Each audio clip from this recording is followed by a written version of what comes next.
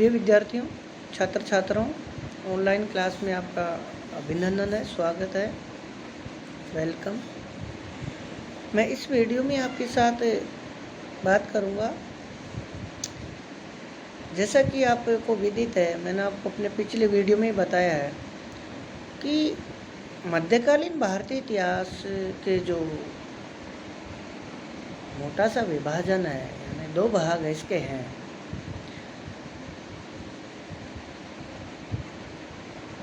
उसका जो पहला भाग है वह है सल्तनत काल। प्रिय विद्यार्थियों, मैंने जैसा कि आपको विदित है, मैंने आपको पिछले वीडियो में बताया था कि सुल्तान और सल्तनत की जो मान्यता है, जो अवधारणा है, वो क्या है। वह सुल्तान द्वारा संरक्षित स्थापित जो राज्य था वो सल्तनत काल कहलाया। हम इस वीडियो में बात करेंगे कि सल्तनत काल का जो समय है 1206 ईस्वी से लेकर 1526 ईस्वी, यानी 320 साल का जो लंबा समय है, इस सल्तनत कालीन 320 साल का जो समय काल है, 3.25 सदियों का जो समय है, उसमें सल्तनत काल में किन किन वंशों ने, राजवंशों ने शासन किया, उनका समय, सुल्तान का शासन काल की मोटी मोटी मैं आपको जानकारी दूंगा, ताकि जब हम आगे पढ़ेंगे तो आपका मोटा सा कॉन्सेप्ट क्लियर हो जाए। तो हम बात करते हैं कि दिल्ली सल्तनत की स्थापना करने वाला जो पहला वंश था वह है गुलाम वंश। इस गुलाम वंश का जो समय है वह है 1206 ईस्वी से लेकर 1290 ईस्वी, यानी दिल्ली सल्तनत का जो संस्थापक वंश है गुलाम वंश, उसने दिल्ली सल्तनत पर 84 वर्ष 84 ईयर शासन किया। इस वंश की हम बात करते हैं, गुलाम वंश की। इसको आदि तुर्क वंश के नाम से भी जाना जाता है, क्योंकि प्रारंभिक तुर्क मुस्लिम ये शासक थे, उससे संबंधित थे।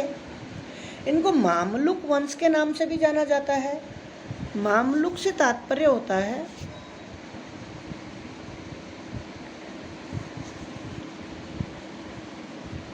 वो व्यक्ति जो अपने जीवन में किसी न किसी का दास अथवा गुलाम रहा हो, या जो दासता से मुक्त माता पिता की संतान थे, उनको मामलुक कहा जाता है।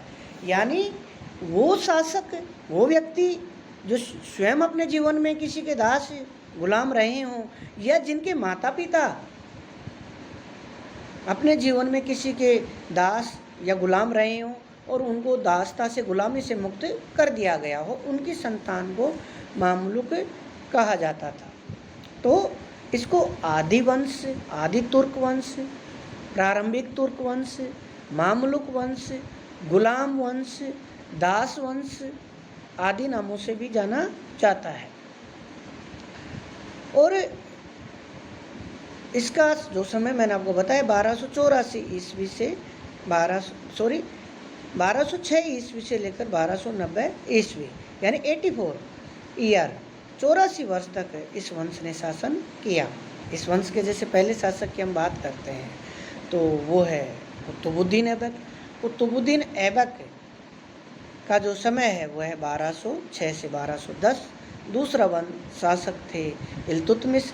इल्तुतमिश का समय 1210 से 1236। हालांकि आराम से आने को समय तक शासन किया है, लेकिन कोई महत्वपूर्ण स्थान नहीं है। तीसरा स्थान पर हम देखते हैं रजिया सुल्ताना, जिन्होंने 1236 से 1240 ईस्वी तक शासन किया। रजिया के बाद बहराम शाह ने शासन किया 1240 से 42, 1242 से 1246। मसूद शाह ने शासन किया 4 वर्ष तक।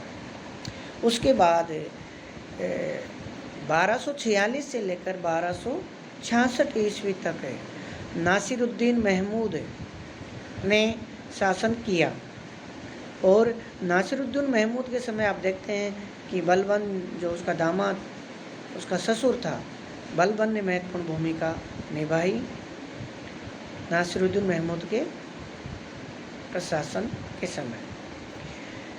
नासिरुद्दीन महमूद की हत्या करके 1266 में बलबन गुलाम वंश का एक महत्वपूर्ण शासक हुआ, जिसने लगभग अपने समय में स्वयं ने प्रत्यक्ष रूप से 1266 से 1287 ईस्वी तक शासन किया। और इस वंश का जो अंतिम शासक था वो था क्यूमर्स। और उस क्यूमर्स की हत्या करके 1290 ईस्वी में जलालुद्दीन खलजी ने एक नए वंश की स्थापना की, जो सल्तनत के इतिहास में, मध्यकालीन भारतीय इतिहास में जो खिलजी वंश के नाम से जाना जाता है। खिलजी वंश भारतीय इतिहास का एक महत्वपूर्ण वंश युग काल माना जाता है। और खिलजी वंश ने 1290 ईस्वी से लेकर 1320 ईस्वी तक शासन किया। हालांकि इनका समय ज़्यादा नहीं है, लेकिन भारतीय इतिहास, मध्यकालीन भारतीय इतिहास की दृष्टि से वो सबसे महत्वपूर्ण समय में से एक माना जाता है। इसमें जलालुद्दीन खिलजी ने 1290 से 1296 ईस्वी तक शासन किया। और उसके बाद उसका भतीजा और दामाद जलालुद्दीन खिलजी, जिसने 1296 ईस्वी से 1316 ईस्वी लगभग 20 साल तक दिल्ली सल्तनत पर शासन किया। उसका समय भारतीय इतिहास में एक अलग ही महत्वपूर्ण स्थान रखता है, जो उसके साम्राज्य विस्तार है, सैनिक उसकी उपलब्धियां हैं, उसकी जो सैन्य सुधार हैं, उसके प्रशासनिक जो सुधार हैं, उस दृष्टि से अलाउद्दीन खिलजी का शासनकाल भारतीय इतिहास का एक महत्वपूर्ण भाग, काल, समय माना जाता है। उसके बाद उसका पुत्र मुबारक शाह गद्दी पर बैठा और 1320 में एक नए वंश की स्थापना हुई, जो भारतीय इतिहास में तुगलक वंश के नाम से जाना जाता है। तुगलक वंश ने 1320 ईस्वी से लेकर 1414 ईस्वी तक शासन किया, यानी लगभग 94 वर्ष तक शासन किया तुगलक वंश ने, 1320 से 1414। तुगलक वंश की बात करते हैं तो गयासुद्दीन तुगलक इसका संस्थापक था, जिसने 1320 से 1325 तक शासन किया। उसके बाद उसका पुत्र मोहम्मद बिन तुगलक, जो मोहम्मद तुगलक के नाम से भारतीय इतिहास में प्रसिद्ध है, मोहम्मद तुगलक का शासनकाल उसकी महत्वपूर्ण योजनाओं, नीतियों के लिए जाना जाता है, लेकिन दुर्भाग्य से वो असफल रही,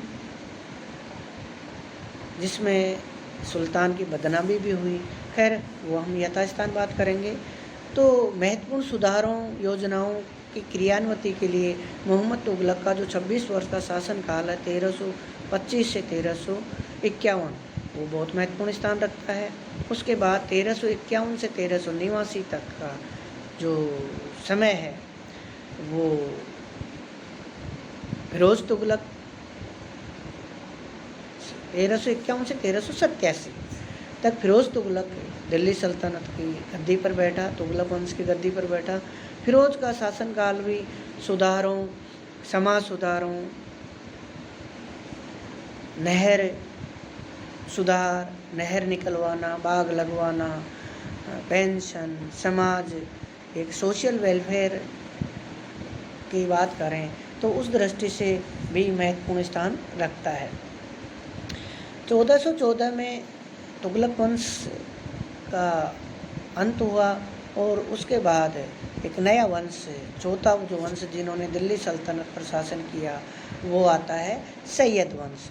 खिज्र का इस वंश का संस्थापक था और इस वंश ने, सैयद वंश ने सल्तनत काल में दिल्ली में मध्यकालीन भारत में 37 वर्ष तक शासन किया और 1414 से 1451 ईस्वी तक सैयद वंश ने शासन किया।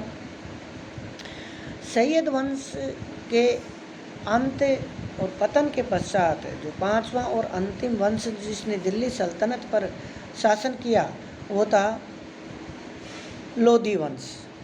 और लोधी वंश का जो संस्थापक था वो था अफगान मूल का बहलोल लोधी। और बहलोल लोधी ने इस नए वंश की स्थापना की और ये वंश जो था दिल्ली सल्तनत का जो अंतिम वंश था लोधी वंश अफगान मूल का था, इसलिए इस वंश ने 1451 ईस्वी से 1526 ईस्वी तक शासन किया। बहलोल लोधी ने 1451 से 1489 ईस्वी तक शासन किया। इसके बाद सिकंदर लोधी ने 1489 से 1517 ईस्वी तक शासन किया और इस लोधी वंश का और दिल्ली सल्तनत का जो अंतिम शासक था वो था इब्राहिम लोधी। और इब्राहिम लोधी ने 1517 ईस्वी से 1526 ईस्वी तक शासन किया। और इब्राहिम लोधी के समय जो अफगानों में फूट थी, जो आपसी महत्वाकांक्षाएं थी, अमीरों के षड्यंत्र थे, दूसरी तरफ मुग़ल बादशाह बाबर की महत्वाकांक्षा थी, नए राज्य की स्थापना की खोज में वो निरंतर संघर्षशील था, योजना बना रहा था, कूटनीतिक चालें चल रहा था, नए राज्य की तलाश में था। भारतीयों की फूट, अफगानों की फूट के कारण बाबर भारत की तरफ आया और 21 अप्रैल 1526 को पानीपत के प्रथम युद्ध में उसने दिल्ली सल्तनत के अंतिम वंश लोधी वंश के अंतिम शासक इब्राहिम लोधी को पराजित किया और इसी के साथ दिल्ली सल्तनत और इब्राहिम लोधी का अंत हुआ और भारत में एक नए वंश की स्थापना हुई जो भारतीय इतिहास में मुग़ल वंश के नाम से जाना जाता है। धन्यवाद।